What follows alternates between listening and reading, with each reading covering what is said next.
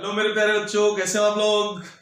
मैं आपका के सर, जैसा आप जानते हो आज मैं फिर से एक टॉपिक लेकर आया हूं आपके सामने, लिमिट कंटिन्यूटी डिफरेंशियबिलिटी का, जिसमें एक बात आपको ध्यान रखना है कि इस टॉपिक का नाम है बहुत ही मजेदार, एल के बाद post office orbital rule, L orbital rule.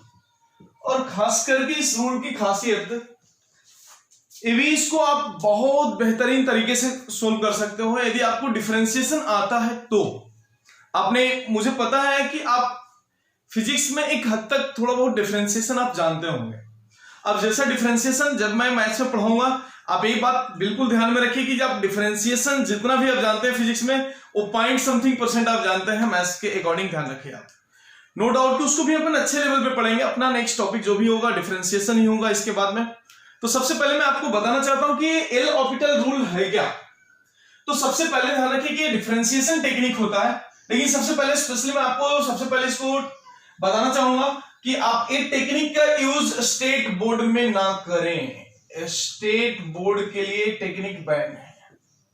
State board के लिए क्या है? Ban, no use in state board, use ना करें। यदि आप कर भी देंगे तो ध्यान रखिए कि आपको मार्क्स नहीं मिलने वाला, 0 मार्क्स होगा, क्योंकि स्टेट बोर्ड में टॉपिक नहीं है। स्टेट बोर्ड से इस मेथड से आप नहीं कर सकते। वो आपको जो मेथड टीला जो मैंने पढ़ाया वो आप कर सकते हैं, लेकिन इस मेथड को छोड़ करके। अभी मैं बात करना चाहूंगा कि आखिर इसके थीम क्या है। L orbital rule, L orbital rule sorry, मैंने जो लिखा हूं इसके थीम क्या है, क्या इसको, इसका इंट्रोडक्शन की बात कर रहा हूं। सबसे पहले इसके बारे में इंट्रो दे रहा हूं मैं, सुन लीजिए। कभी भी लिमिटिंग वैल्यू, आप ये ध्यान रखिए, कभी भी लिमिटिंग वैल्यू अप्लाई करने के बाद यदि इसका फॉर्म यदि 0/0 और इंफिनिटी के फॉर्म पे आता है तो आप एल ऑर्बिटल रूल यूज कर सकते हैं, अन्यथा कोई भी अदर फॉर्म पे हम इसको यूज नहीं करेंगे। सबसे पहली बात कि एल ऑर्बिटल रूल में आपको ये बात ध्यान रखना है। इंट्रोडक्शन में जैसे कि मैं आपको बता रहा हूं कि इसमें न्यूमरेटर डिनोमिनेटर यानी कहने का मतलब टॉप बॉटम दोनों का हमें डिफरेंशिएट करना होता है, और इसका यूज करने के बाद डायरेक्टली आंसर मिल जाता है। ध्यान रखिए, तो सबसे पहले फॉर्म आपको 0/0 और इंफिनिटी होनी ही चाहिए, एक बात आप ध्यान रखिए। अब इसको कैसे करते हैं, हाउ टू अप्लाई, तो मैं यहां पे आ रहा हूं, हाउ टू अप्लाई वेयर को तो मैंने बता दिया, अप्लाई एल ऑर्बिटल रूल। अब एक बात समझिए, कहां अप्लाई करेंगे। जब सपोज दैट कि अपना गिवन लिमिट है इस तरह से, लिमिट x टेंडिंग टू, मैंने लिख दिया कोई एक पॉइंट, मैंने c बोल दिया या a पॉइंट बोल रहा हूं, x tending to a f of x upon g of x के फॉर्मेट पे अति शीघ्र होना चाहिए कि इस फॉर्मेट पे होगा तो ही यूज करेंगे। अब यहां पे लिमिटिंग वैल्यू अप्लाई करने के बाद जब ये फॉर्म 0/0 और इंफिनिटी आता है तब ये फॉर्म में हम अप्लाई कर सकते हैं। और कैसे अप्लाई करते हैं ये जानिए आप, दैट इक्वल्स टू, मतलब पहले मैं इसकी फॉर्म लिख देता हूं, फॉर्म इसका 0/0 फॉर्म पे है, बहुत चुपके तरीके से इसको फॉर्म लिख दिया। जब ये फॉर्म इस तरह से है तो जब लिमिट अप्लाई कर रहा हूं, यानी कहने का मतलब एल ऑर्बिटल रूल अप्लाई कर रहा हूं इसमें, तो इसमें क्या होगा, ऊपर वाला और नीचे वाला दोनों, ऊपर वाला का मतलब f डैश x, यानी डेरिवेटिव ले लिया न्यूमरेटर का और डिनोमिनेटर का भी डेरिवेटिव ले लिया। फिर से अपन चेक करेंगे कि फॉर्म क्या है इसके, पहले वंस अगेन क्या चेक करेंगे, फिर से हम फॉर्म चेक करेंगे। यदि वंस अगेन इसका फॉर्म 0/0 आया तो ये प्रोसेस कंटिन्यू जारी रहेगा, डिफरेंशिएशन का हर स्टेप पे प्रोसेस जारी रहेगा। ये कब तक जारी रहेगा, जब तक कि फॉर्म 0/0 यानी इंफिनिटी यानी कहने का मतलब इनडिटरमिनेट फॉर्म से जब तक ये फॉर्म हट ना जाए तब तक ये डिफरेंशिएशन चलते ही रहेगा। सपोज दैट फिर से यदि फॉर्म हट गया, मान लिया कि फॉर्म हट गया, कौन सा, किससे हट गया, 0/0 से यदि फॉर्म हट गया तो आपका नो डाउट की लिमिटिंग वैल्यू अप्लाई करने के बाद इसके आंसर आ गए। यदि फॉर्म इतना से हट गया तो जो आएगा वो आंसर हो जाएगा, जो आएगा वो क्या हो जाएगा, आंसर हो जाएगा। अब एक बात समझिए, यदि वंस अगेन फॉर्म फिर से नहीं हटा, यानी कहने का मतलब वंस अगेन फॉर्म 0/0 आ रहा है, तो आप थोड़ा सा अलर्ट हो जाइए कि फिर से इसको डेरिवेटिव की तरफ मूव कर रहा हूं।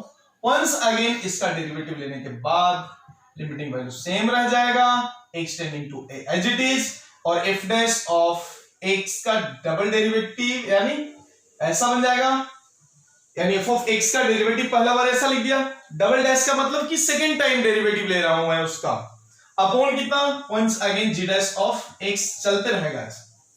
फिर फॉर्म यदि 0/0 हुआ तो एक कंटिन्यू प्रोसेस चलते रहेगा टिल नाउ। आपको ये बात समझ में आ गया होगा। और यदि ये फॉर्म हट गया, सपोर्टेड पहले डेरिवेटिव के बाद ही हट गया, तो नो डाउट कि जो आएगा उसके रिजल्ट आ जाते हैं। तो सबसे पहले सारे स्टेप में पहली बात आपको ध्यान रखना है कि ईच एंड एवरी स्टेप में आपको इसको फॉर्म चेक करना अति आवश्यक है। नोट में आप लिखिए सारे फॉर्म यदि मतलब चेंज हुआ तो ही रिजल्ट इसको बोलेंगे, अन्यथा वंस अगेन इसका डेरिवेटिव प्रोसेस चलते रहेगा। फिर से यदि कोई पूछा कि सर फिर यदि फॉर्म 0/0 आया तो क्या करेंगे, चुपके से डेरिवेटिव फिर निकालो, एक ट्रिपल डैश लगा लो आप। यदि फॉर्म हट गया तो उसके आंसर हो गए। इसका एल ऑप्टल रूल का यूज किस तरह से करते हैं ये बात मैंने आपको इसमें बता दिया। लेकिन इसको याद कैसे रखेंगे, हाउ टू रिमेंबर, कैसे, वे टू रिमेंबर आप लगे तो वहां पे लिखिए, आखिर इसको याद कैसे किया जाए, क्या है वे टू रिमेंबर। आप एक बात समझिए, वे टू रिमेंबर में एक बात समझिए कि कैसे, आखिर कैसे याद होगा ये। तो थोड़ा सा ध्यान रखिए कि डिफरेंशिएट टॉप एंड बॉटम, यानी कहने का मतलब टॉप और बॉटम तो आप समझ रहे हो, कब तक करना है, अंटिल यू गेट मतलब कोई डिफरेंट थिंग आनी चाहिए आपको। तो आप वहां पे लिखिए वे टू रिमेंबर में, write down, differentiate top and bottom until you get something useful, until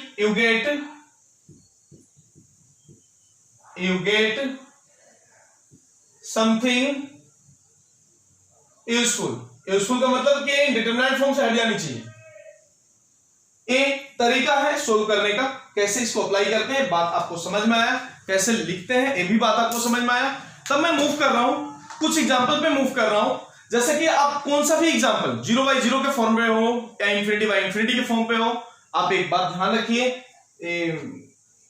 L octal rule आप यूज कर सकते हैं। लेकिन एक बात है ध्यान रखना कि कभी भी स्टेट बोर्ड में हम इसको यूज नहीं करेंगे। अब मैं सामने आपको एक एग्जांपल देना चाह रहा हूं, आप लिख लीजिए, evaluate the limit by using L'Hopital rule. Evaluate the limit by using L'Hopital rule. थोड़ा सा ध्यान दीजिए, आप देखिए एल ऑप्टल रूल को यूज करते हुए। Number one limiting value x tending to 0, limiting value x tending to 0, cos x minus cos 2x अपॉन 1 minus cos x। लेकिन एक बात आपको ध्यान रखना है, सबसे मुद्दे की बात है, सुनिए, आखिर कहां यूज करेंगे, जहां इच्छा है वहां यूज करिए। 0/0 फॉर्म और ∞/∞ फॉर्म पे होनी चाहिए तो ही यूज होगा, अदरवाइज एक टर्म यूज नहीं होंगे, बिल्कुल भी नहीं। अब जैसे कि एक एग्जांपल मैं दिया हूं, अब ये एग्जांपल जब दिया हुआ है तो आपको एक बात मालूम है कि इसको सोल्व करने के जो तरीके हैं, बहुत सारे तरीके आपके सामने आए हैं। अब कौन कौन से तरीके बात करूं, बाय यूजिंग ट्रिग्नोमेट्रिक भी कर सकता हूं, बाय यूजिंग एक्सपेंशन भी कर सकता हूं, bye using L hospital rule भी कर सकता हूं, यानी मतलब कौन सा भी मेथड आप यूज करिए जो आपको सुटेबल लग रहा है, जो दिमाग में आ गया कि ये मेथड आसान होगा इसके लिए, वो मेथड आप वहां पे लगा सकते हैं। जैसे कि मैं इसमें सबसे पहले लगाने से पहले मैं चेक कर रहा हूं कि इसका फॉर्म क्या है, तो लेटेस्ट फॉर्म चेक कर रहा हूं मैं यहाँ पे।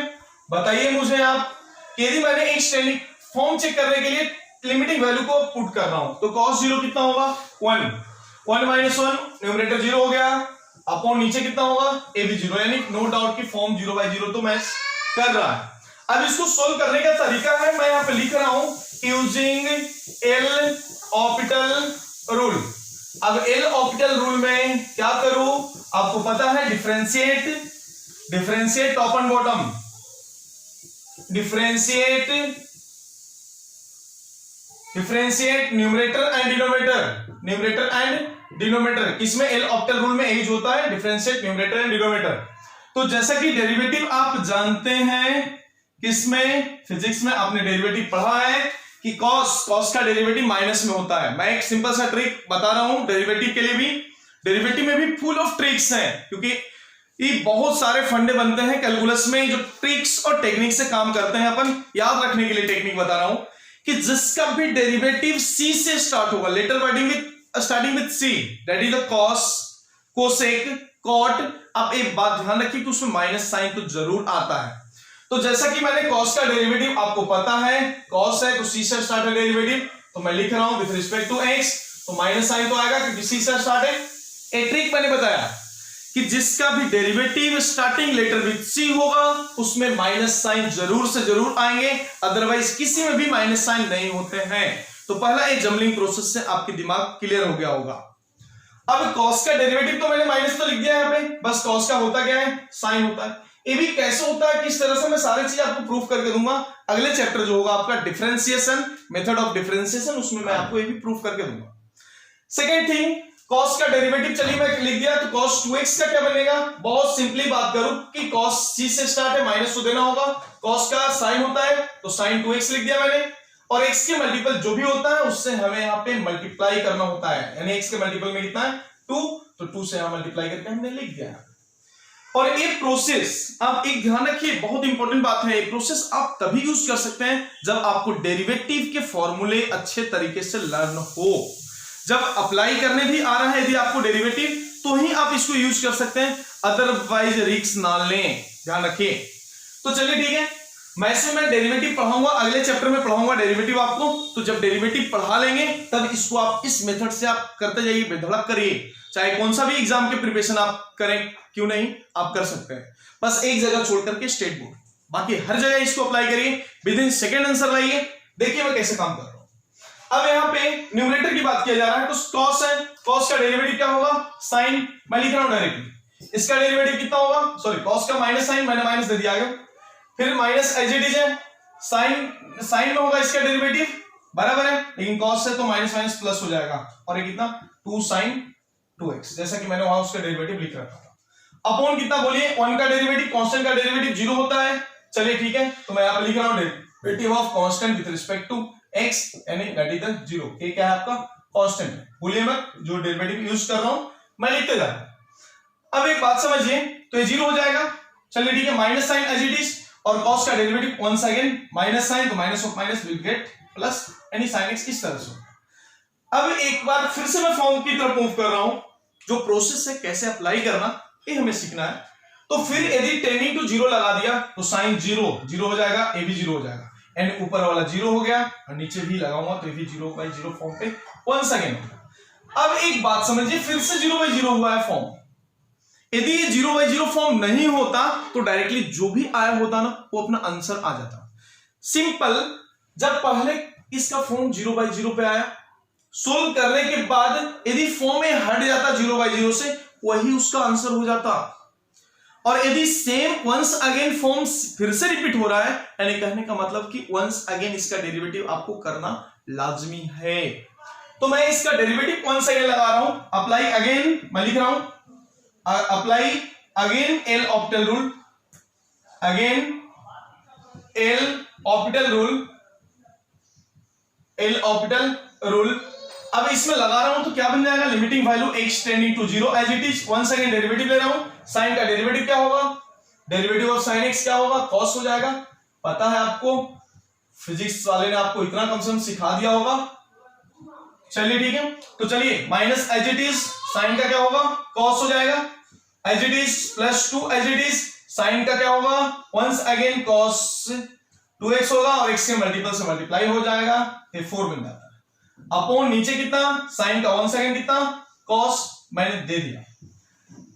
जैसा कि मैंने आपको रूल में पहले ही बता रखा हूं कि सारे स्टेप पे इसको आपको चेक करना होगा, फॉर्म चेक करना होगा।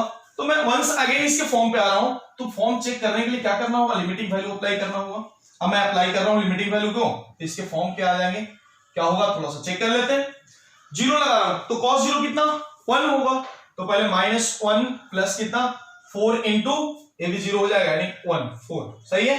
अपॉन नीचे कितना 0 लगा दिया, cos 0 कितना 1, तो कितना आ जाएगा रिजल्ट या फॉर्म क्या है इसका, -3 + 4 यानी 3/1, यानी कहने का मतलब 3 आ गया।